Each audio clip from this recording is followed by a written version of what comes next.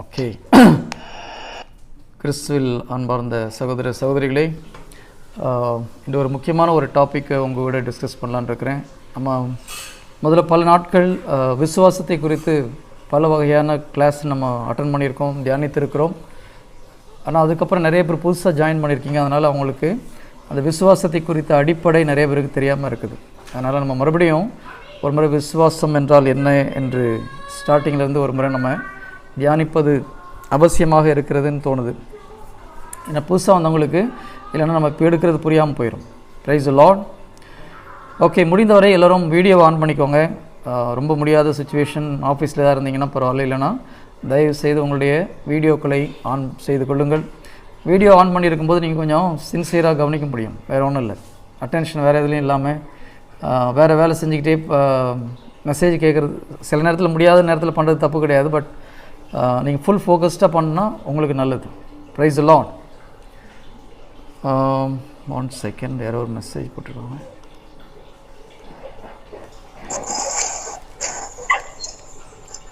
Indrani sister, இது எமர்ஜென்சியா?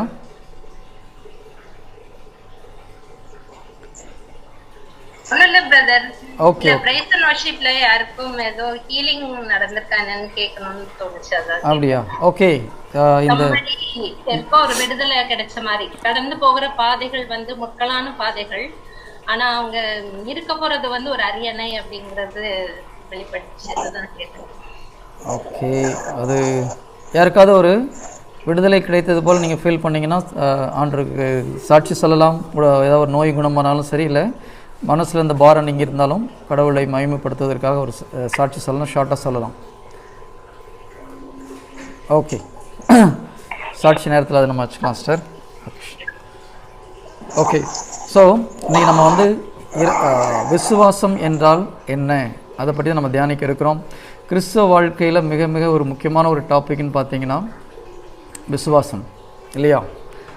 1 கொரிந்தியர் 13வது அதிகாரம் 13வது வசனம். 1 கொரிந்தியர் 13:13. அதில் பார்த்தோம்னா எதிர்நோக்கு விசுவாசம், எதிர்நோக்கு, அன்பு, இவை மூன்றில் அன்பே தலை சிறந்தது என்று வேதம் சொல்கிறது. 1 கொரிந்தியர் 13வது அதிகாரம் 13வது வசனம். நம்பிக்கை, எதிர்நோக்கு, அன்பு ஆகிய மூன்றுமே நிலையாய் உள்ளன. இவற்றுள் அன்பே தலை சிறந்தது. ஆனால் நம்மளுக்கு பின்னால் நம்ம தியானிக்கும் போது நம்ம பார்க்குறோம், அந்த அன்பு நமக்குள்ளாக செயல்படுவதற்கு கூட விசுவாசம் தான் அடிப்படையாக இருக்குது, இல்லையா? இப்போ இதில் இருக்கிற 3 விஷயங்கள் சொல்கிறார்: விசுவாசம், எதிர்நோக்கு, அன்பு. இந்த அன்பு எந்த அன்பை குறிக்குது? மனிதனுடைய அன்பை குறிக்கல. இந்த இடத்துல சொல்லப்பட்டிருக்க அன்பு மனிதனுடைய அன்பு கிடையாது, கடவுளுடைய அன்பு. ஏன்னா இந்த மூன்றும் நிலையாய் உள்ளன என்று வேதம் சொல்லுகிறது. மனித அன்பு நிலையானது கிடையாது, இல்லையா? கடவுளுடைய அன்பு தான் நிலையானது, மாறாதது. அப்போ இங்கே சொல்லப்பட்டிருக்கிற அன்பு கடவுளுடைய அன்பு, கடவுள் மேல் வைக்கிற விசுவாசம், இறை வார்த்தையின் அடிப்படையில் வைக்கிற விசுவாசம், இறை வார்த்தையினால் வருகிற எதிர்நோக்கு. அப்போ விசுவாசம், நம்பிக்கை, எதிர்நோக்கு, அன்பு, இந்த மூன்றிலே அன்பு தலை சிறந்தது. இப்போ ஒரு கிறிஸ்துவ வாழ்க்கையில் இந்த மூணையும் நம்ம கரெக்டாக புரிஞ்சிட்டு கரெக்டாக நம்ம ஃபாலோ பண்ணோம்னா போதும். ஜீசஸ் ரொம்ப சிம்பிளாக தான் கொடுத்துருக்காரு, நம்ம தான் ரொம்ப காம்ப்ளிகேட்டட் ஆகிக்கிட்டு இருக்கிறோம், இல்லையா? நம்ம நிறைய மெசேஜ் கேட்குறோம். இந்த பாஸ்டர் மெசேஜ், இந்த ப்ரீஸ்ட் மெசேஜ், அந்த மெசேஜ், இந்த மெசேஜ், நிறைய மெசேஜ் கேட்டு கடைசியில் ஒரு குழப்பத்தில் போய் நிறைய பேர் உட்காந்துட்ருக்குறாங்க.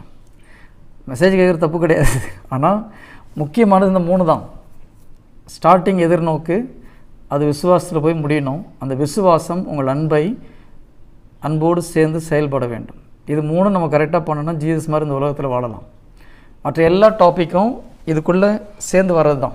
நீங்கள் தாழ்ச்சி எடுத்தாலும் சரி, கிருபை எடுத்தாலும் சரி, இந்த 3க்குள்ளாக இன்டர்லிங் ஆகி வர்றது தான். மிக மிக முக்கியமானது அன்பு. என கடவுள் அன்பாக இருக்கிறார். ஸோ அந்த அன்பு ஃபுல்னஸ் வரும்போது எவ்ரி திங் இஸ் இன்க்ளூடட். ஆனால் அந்த அன்பு செயல்படுறதுக்கு என்ன தேவைப்படுது? விசுவாசம் தேவைப்படுகிறது. அப்போ எது முக்கியமாயிருது? ஸ்டார்டிங் என்னது? விசுவாசம். ஒரு கிறிஸ்துவ வாழ்க்கையுடைய எதிர்நோக்கு, கரெக்ட். கிறிஸ்துவ வாழ்க்கையுடைய தொடக்கம் பார்த்திங்கன்னா விசுவாசம் தான். எதிர்நோக்குலேருந்து விசுவாசம்.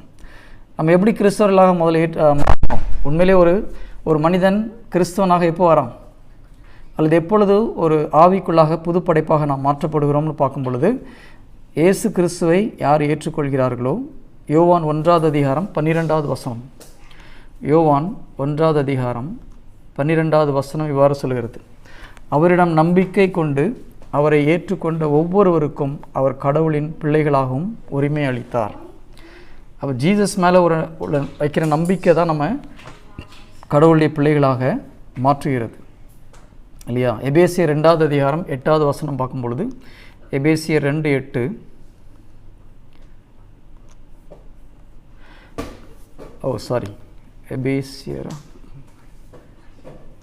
எபேசியர் 2வது அதிகாரம் 8வது வசனம், நீங்கள் அந்த அருளாலேயே நம்பிக்கையின் வழியாக மீட்கப்பட்டிருக்கிறீர்கள், இது உங்கள் செயல் அல்ல, மாறாக இது கடவுளின் கொடை. அப்போ எதால் நம்ம மீட்கப்பட்டோம்? கடவுளுடைய கிருபை. ஆனால் நம்பிக்கையால் தான் நம்ம ரட்சிக்கப்படுறோம். இயேசு கிறிஸ்துவேல் மேல் வைக்கிற நம்பிக்கை நமக்கு ரட்சிப்பை கொடுக்கிறது. அப்போது ஒரு மனிதன் கிறிஸ்தவனாக ஆகணும்னா கிறிஸ்து மேலே நம்பிக்கை வைக்கணும். அப்போ ஒரு கிறிஸ்தவ வாழ்க்கையின் தொடக்கமே எதாகுது? நம்பிக்கையாக தான் இருக்குது இல்லையா? இன்னொரு வசனம் வேணால் எடுத்து பார்க்கலாம். ரோமர் 10வது அதிகாரம் 9-10 வசனங்கள். உங்களுக்கு எல்லாம் தெரிஞ்ச வசனம் தான், வேறு ஒரு கான்டெக்ஸ்ட் நம்ம அதை டிஸ்கஸ் பண்ணியிருக்கோம். ரோமர் 10வது அதிகாரம் 9-10 வசனங்கள்.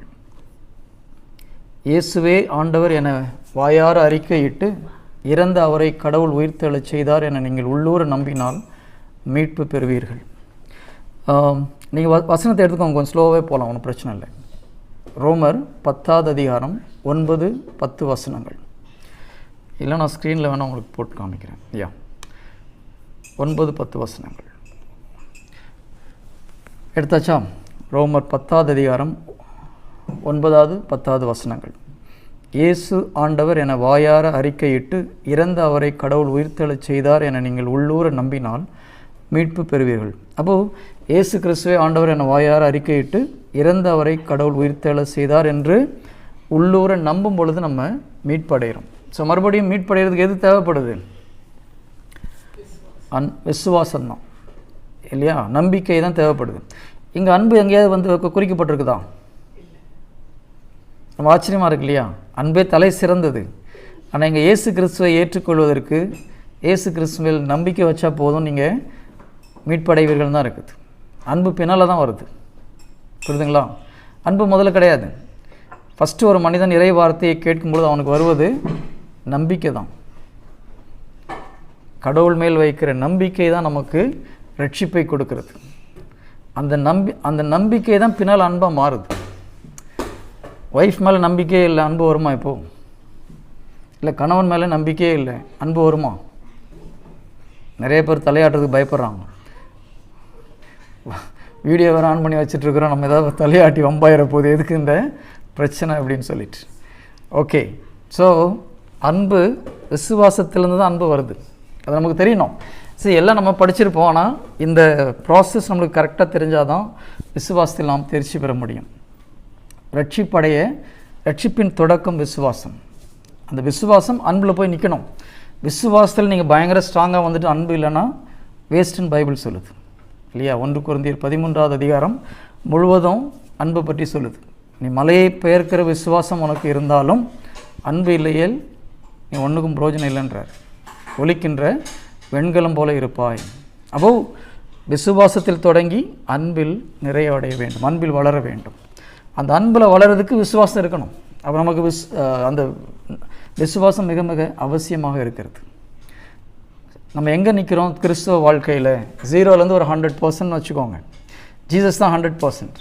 அப்போ நம்ம ஜீசஸை கம்பேர் பண்ணும்போது 0ல் இருக்கிறோமா, 2% இருக்குமா, 3% இருக்குமா அப்படின்றத எதை வச்சு டிசைட் பண்ணலாம்? நம்மிடமிருந்து வெளிப்படுகிற கடவுளுடைய அன்பை வைத்து தான் டிசைட் பண்ண முடியும். ஆனால் அந்த அன்பு வெளிப்படுறதுக்கு எது தேவைப்படுது? அவர் மேல் வைக்கிற